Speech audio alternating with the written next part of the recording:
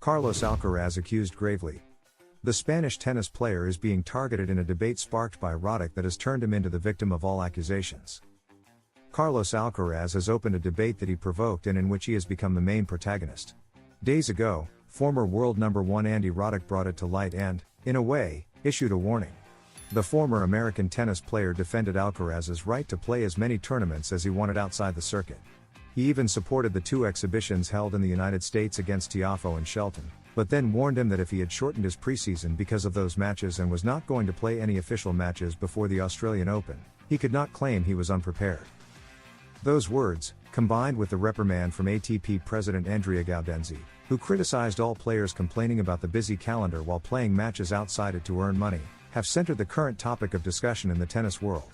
Naturally, Carlos Alcaraz is the main target. Another prominent figure, John Isner, the best American tennis player between Roddick's era and the current generation, who recently retired, echoed Roddick's sentiments. I think if Carlos Alcaraz doesn't perform well at the Australian Open, a lot of people will think he was in the United States in December playing exhibitions instead of preparing. I don't think that's fair, but that's how it will be, warned Isner. In fact, he compared Alcaraz's preseason to that of fellow young star Jannik Sinner. None of us envy Carlos for going out there and cashing 2 huge checks, but Sinner seems to be putting his head down after his fantastic year and getting back to work, keeping a low profile, and both will be ready for Australia, added the North Carolinian. Mats Wilander defends Carlos Alcaraz. The American giant isn't the only one to bring up this topic in recent hours. Another former number 1, current Eurosport commentator Mats Wilander, defended Carlos Alcaraz in this debate and separated calendar complaints from the option of playing other matches outside it. In this sense, Wilander claims that Carlos Alcaraz did the right thing by playing those 2 matches against Shelton and Tiafoe. I think it's very positive for Carlos Alcaraz to play certain exhibitions. I'm not a big fan when you go to play an exhibition tournament where you have to play 4 or 5 matches or even 3 or 4. But when you go to massive stadiums like Madison Square Garden, it's fine, and it's just 1 match. We're not talking about preparing 4 or 5 days before and then playing 3 or 4 matches. So, all the discussion about the calendar being too tough and having played too many matches, I think sometimes you have to separate exhibitions from exhibitions.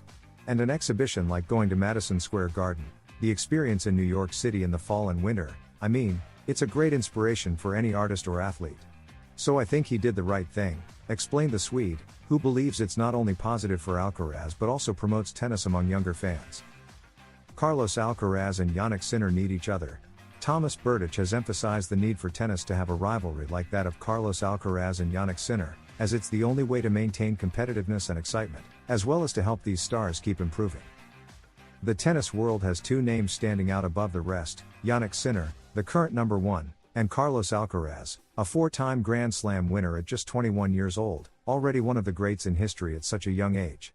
The 2 share a prominent rivalry, proving they are the 2 main figures, not just now but potentially for a very long time due to their youth.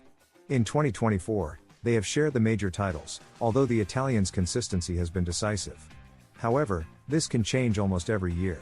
In fact, some believe they are destined to save tennis, as Czech legend Thomas Berdych suggests.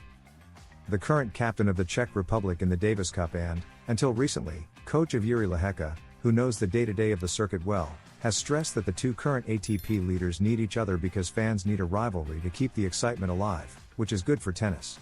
In the case of Alcaraz and Sinner, only by having such a rivalry can they become better players, as if there were only one Sinner or Alcaraz, it would be hard to stay motivated in the game. Changes compared to his era. Berdych highlights that the game has changed compared to his time, noting that it is less creative now. Looking at the top 10 players, there aren't many differences between them. I'm not saying it's good or bad. It's just the way it is, because it's a whole new generation that has basically taken over men's tennis, and that's how they play and compete. However, he would like to face them. It would be a nice experience to play against all of them. Berdych, one of the best players to never win a major, despite coming close, believes he could compete against them.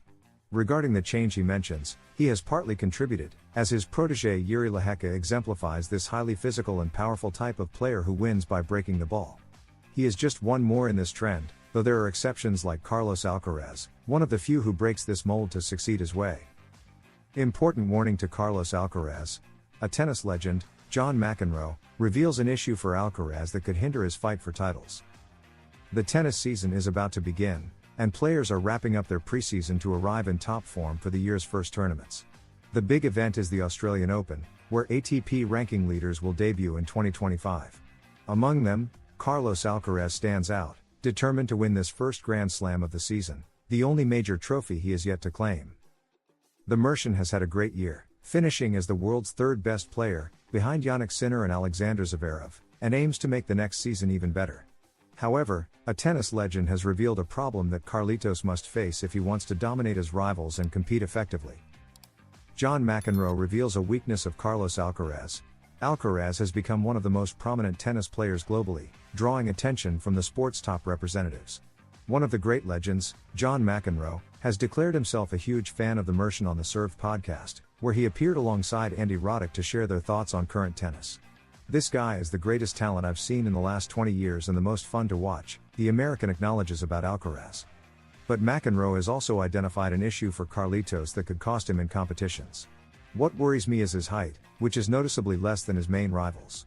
I think he could get frustrated playing against guys who serve from a tower and get many free points with that shot," McEnroe explains, suggesting that Alcaraz's height might be a weapon his rivals can exploit against him. The great hope with Carlos Alcaraz. Despite this drawback, McEnroe believes Carlos is one of the best players today and will win multiple tournaments. "In any case, I hope I'm wrong and that he can keep reigning. I still believe he will win at least 10 Grand Slam titles, which would be incredible," added the former tennis player. However, for the upcoming Australian Open, McEnroe does not favor Alcaraz or Sinner. He backs Novak Djokovic to win this title. "He's won in Australia 10 times, it's his favorite tournament, so I feel he could do it again," McEnroe says. "I think that would give great positive energy to his new partnership with Murray, and I'm convinced he'll be very prepared for the event because Andy knows Novak well, is passionate about tennis, and won't fear proposing unexpected strategies to help Djokovic beat the best of the moment," concluded John. If you like this video, don't forget to subscribe and leave a like because here, at Tennis Zone, we are dedicated to offering you the best content for the best audience. We provide in-depth analysis, exclusive interviews, and exhaustive coverage of everything related to the tennis world. Join our community and be part of the excitement of the tournaments with us. Additionally, at Tennis Zone, we strive to provide updated, high-quality content about players, tournaments, strategies, and the most relevant events in the world of tennis.